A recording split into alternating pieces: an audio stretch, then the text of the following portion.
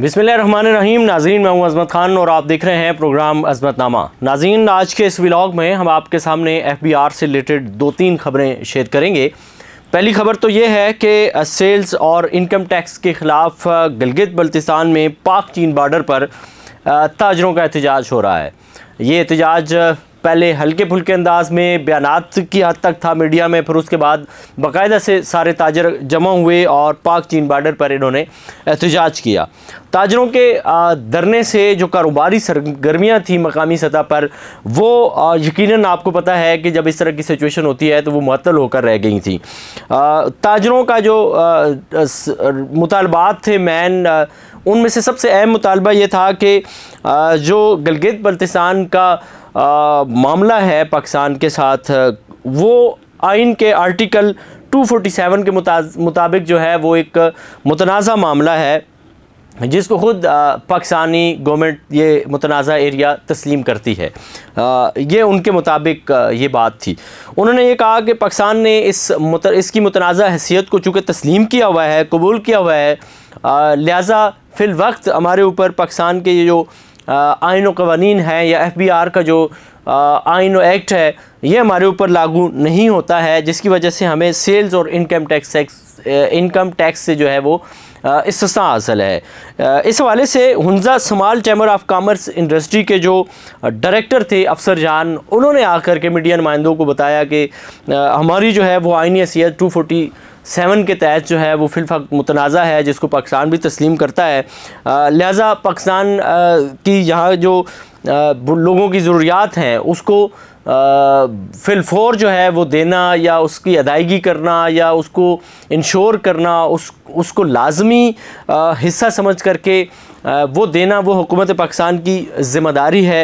लिहाजा ये है कि पाकिस्तान का ये जो इलाका है गिलगित बल्तिस्तान, हुंजा, आज़ाद कश्मीर, इसका इंतज़ाम तो पाकिस्तान के ज़ेर कंट्रोल है, लेकिन FBR का जो मामला है, इसके इनकम टैक्स और जो दीगर टैक्सेस हैं वो हम पे लागू नहीं होते हैं। ये मामला था। आप हमारी स्क्रीन पे इनकी तस्वीर भी देख सकते हैं कि ये लोग बैठे हुए हैं, एहतजाज कर रहे हैं, इन्होंने बैनर्स भी लगाए हुए हैं। दूसरी तरफ FBR की ये ख़बर आपके सामने हम रखेंगे कि गुज़िश्ता दिनों हमने आपको बताया था कि लाहौर में FBR के कुछ मामलात ऐसे थे जो FIA में चले गए थे। उन्होंने टैक्स रिफ़ंड दिए थे, जिस पे मामलात रिश्वत के आपस में लेन देन के भी सामने आए थे अफसरान के।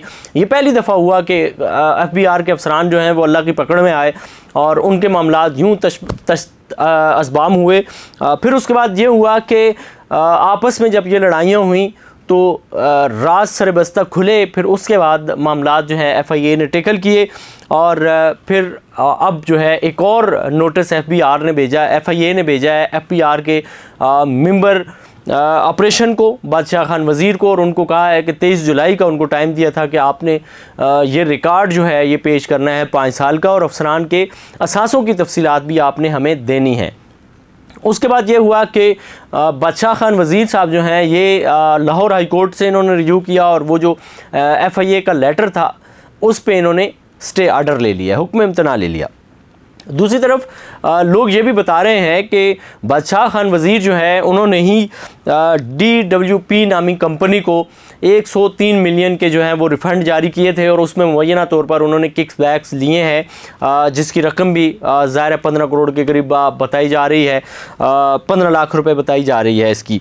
दूसरी तरफ ये सिलसिला है कि ये भी कहा जा रहा है कि DG FIA जो हैं उनके करीबी अजीज़ हैं, उनकी कंपनी है और उनकी कंपनी को रिफ़ंड देने थे और वो रिफ़ंड देने के मामले पर FIA और FBR की आपस में ये जो है सर जंग शुरू हुई है। लेकिन इसको डिनाई किया है चेयरमैन डायरेक्टर जनरल FIA, उन्होंने डिनाई किया है। उन्होंने कहा जी कि मेरी कोई भी इस हवाले से कंपनी नहीं है, लेकिन ज़राए हमें ये बताते हैं कि उनके जो सांडू हैं उनकी कंपनी है ननकाना से। मुस्लिम लीग नून की एक बड़ी असामी है जिन्होंने मरियम नवाज़ शरीफ को जब वो ननकाना गई थी तो सोने का ताज भी पहनाया था। बड़ी फेमस शख्सियात हैं, उनकी ये कंपनी है जिनको रिफ़ंड देने के लिए दबाव डाला गया या बातचीत हुई, आगे सिलसिला बढ़ा या नहीं बढ़ा, या उसको रोक दिया गया, जिसके बाद जो है वो फिर FIA अगेंस्ट हो गया FBR के अफसरान की, और ये जो कार्रवाइयाँ चल रही हैं ये उसका तसलसल है। लेकिन ये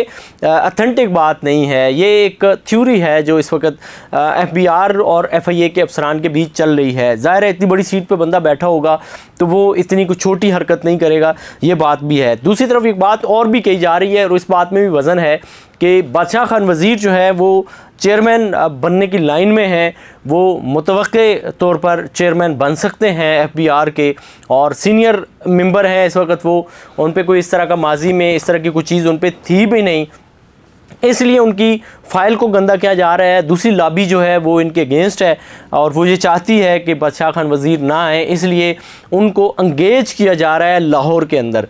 लाहौर के अंदर उनको इंगेज करने का मकसद ये है कि ये यहाँ पे मुस्लिम लीग नून की नज़र में ये गंदे हो जाएं और फिर ये आगे इनका रास्ता ख़राब हो जाए। इस तरह की भी ये चीज़ें थी, आपके सामने हमने रखी हैं। मज़ीद अपडेट्स आती हैं या आपके पास इस तरह की अपडेट्स हैं, कोई चीज़ है, आप हमसे ज़रूर शेयर कर सकते हैं ताकि अगले किसी व्लॉग में उसको एड्रेस किया जा सके। इसी के साथ अपने मेज़बान अज़मत ख़ान को दीजिए इजाज़त। अल्लाह ने के बान।